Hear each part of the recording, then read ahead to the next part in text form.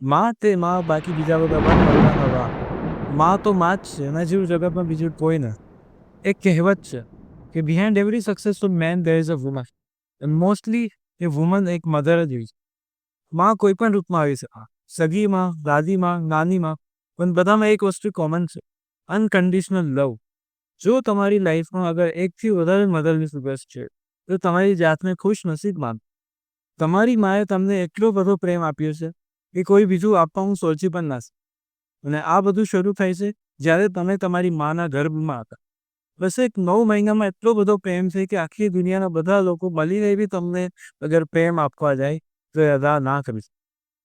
આ પ્રેમના કર્જમાં તમે હંમેશા રહેશે ને આ કર્જને તમે ક્યારે બી ચૂકાવી નહીં શકો. આ વાત દિલથી સાંભળો.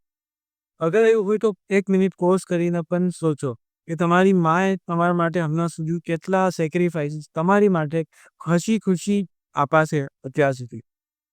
અંતમાં હું એટલું જ કહીશ કે ઇન્ડિયામાં અમારા માટે કોઈ સ્પેસિફિક મધર્સ ડે અથવા ફાધર્સ ડે નથી, કારણ કે અમારા માટે હરેક દિવસ મધર્સ ડે અને ફાધર્સ ડે બરાબર. પ્રેમથી ભરેલું જીવન, શાંતિ અને માના આશીર્વાદથી ભરપૂર રહે. લવ યુ માં.